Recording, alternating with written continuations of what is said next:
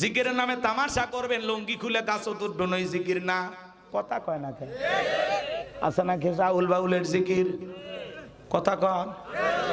কিছু ভণ্ড বের হয়েছে না, জিকিরের নামে তামাশা করে, আছে না? না, জিকির করতে করতে এটা হাঁপানি আছে, এটা জিকির না ফাজলামি? কম তো ভাই। আমাকে তাহিরি ভাই এই দিক দিয়ে ফার্স্ট।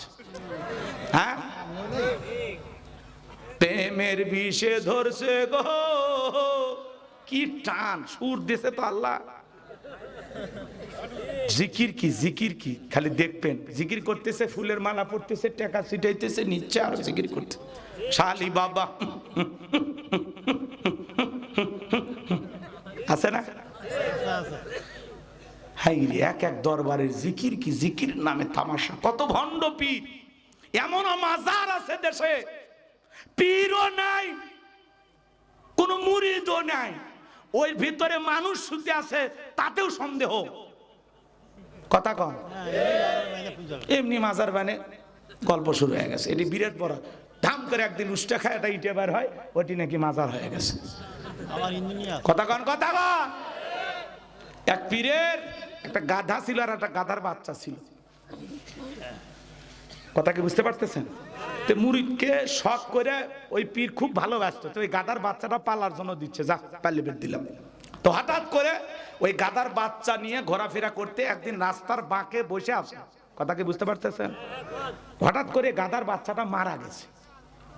এবার ওই চিন্তা করলো কি করা যায়, গাধার বাচ্চা মারা গেছে, টেনশনে খুব চিন্তা ভাবনা করতেছে। রাস্তা দিয়ে মানুষ যাচ্ছে আর গাধার বাচ্চা মরে আছে, তো মানুষ মনে করছে অসহায় মানুষ, 10-20 টাকা করে দেওয়া শুরু করছে। তখন আর মাথার মধ্যে খেয়াল করছে, কে রে, গাধা তো মারায় মরে যায়, তো আমার একটা সিস্টেম শিখিয়ে দিয়ে গেল, এই গাধাক যদি মানুষ এইভাবে টাকা দেয় তাহলে কি করা যায়। ও তখন ওই জায়গাতে গর্ত খুঁড়ে পুঁতে রেখে কবর দিয়ে ওই জায়গায় বসেছে। হ্যাঁ, মাজার শুরু হয়ে গেল, দমদমে এলাকার সব মানুষ ওই জায়গায় টাকা দেওয়া শুরু করছে। পীর সাহেবের কান পর্যন্ত খবর চলে গেছে। তখন পীর সাহেব বলতেছে, শুনলাম তোমার নাকি খুব উন্নতি হয়েছে, দৈনিক লক্ষ লক্ষ টাকা তোমার মাজারে ওঠে। তো বাবা, এই মাজার কোন পীরের, কোন কুতুব আল্লাহর শুয়ে আছে, একটু নামটা বলো। হুজুর, কারো কাছে তো বলা যাবে না, আপনি যে গাধার বাচ্চা দিয়েছিলেন। বলে, হ্যাঁ।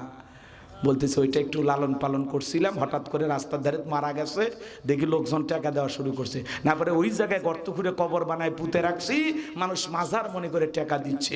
আসলে এটা মানুষের মাজার না, ওইটা গাধার মাজার। তখন বলতেছে, বাবা, আর একটা গোপন তথ্য আছে, কারো কাছে বলিস না, আমার কাছে যে মাজার আছে এটা মাজার না, এটা ওই গাধার মায়ের মাজার। কথা কন। এই দেশে এগুলো পীরের নামে ভণ্ডামি আছে না? আল্লাহ ওদের হেদায়েত দান করেন, জোরে বলেন আমিন। একটু অপেক্ষা করেন, বাজানোর সামনের দিকে যায়। আমি যে কথা বলতে চাচ্ছিলাম, হৃদয়ের কান পেতে কথাগুলো শুনে যান। হযরত বেলাল রক্তাক্ত চোখা নিয়া চোখের পানি ছেড়ে দিয়ে আল্লাহর কাছে কেঁদে বলেন, আল্লাহ, তুমি তো সেই আল্লাহ, ইব্রাহিমের জন্য যদি নমরুদের আগুনকে ফুলের বাগান বানায় দিতে পারো, ও আল্লাহ, তুমি কি পারো না বেলালের বুকের পাথরটাকে তুলার মতো নরম বানায় দিতে? ও আল্লাহ, বুকের উপরে পাথর থাকার কারণে তোমার মতো মালিকের জিকির করতে বড় কষ্ট হয়। ও আল্লাহ, তুমি কি পারো না বেলালের বুকের পাথরটাকে তোলার মতো নরম বানায় দিতে? হযরতে বেলাল দোয়া করতে দেরি, আসমানের মালিক আল্লাহ দোয়া কবুল করতে দেরি করে নাই। বেলালের বুকের পাথরটাকে আমার আল্লাহ তোলার মতো নরম বানিয়ে দিয়েছেন। বলুন সুবহানাল্লাহ। বেলালের নিঃশ্বাসের সাথে পাথর ওঠে আর নামে।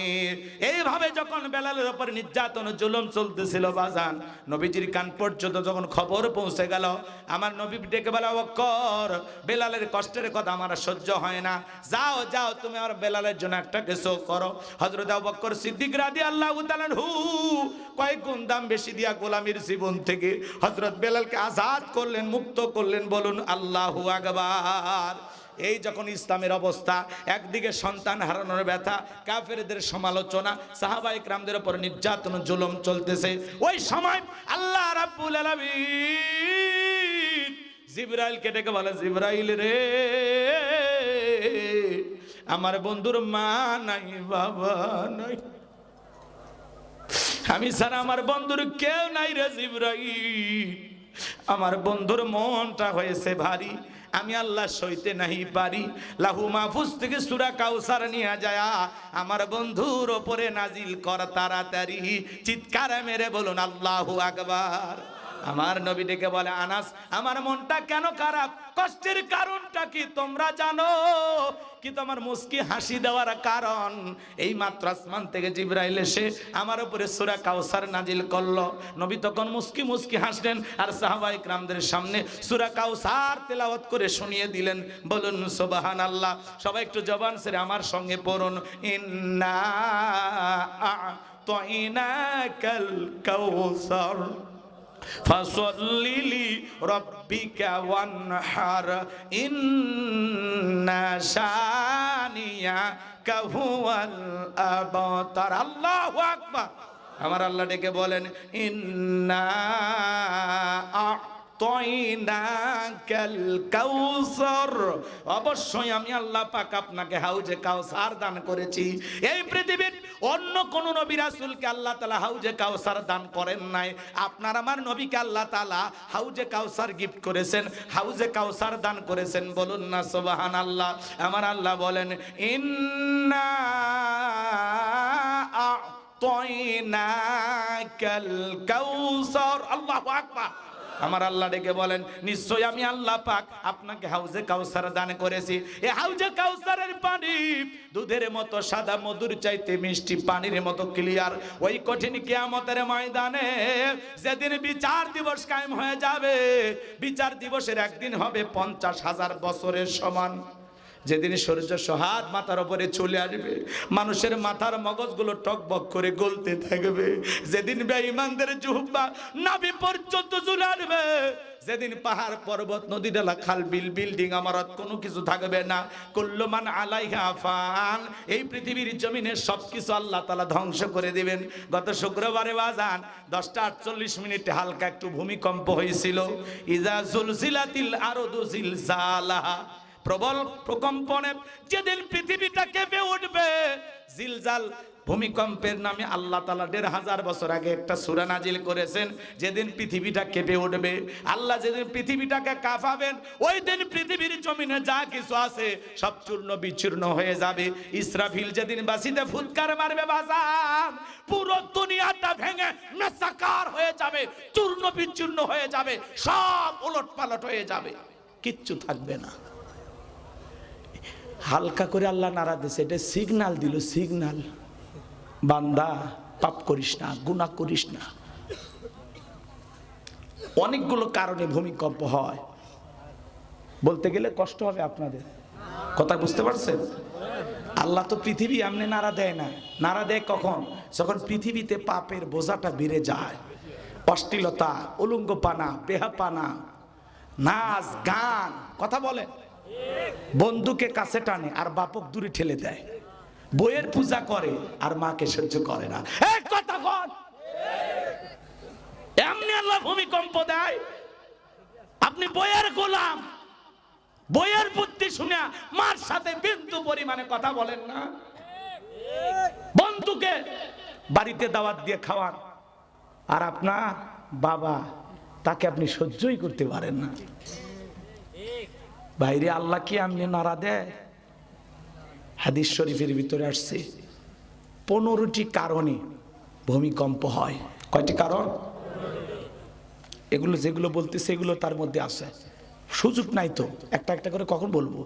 ওই 15টা ভূমিকম্পের কারণ বলতে গেলে 30 মিনিট লাগবে, লাগুক। কষ্ট পাচ্ছেন আপনাদের? এই জন্য আল্লাহ সিগন্যাল দিছে।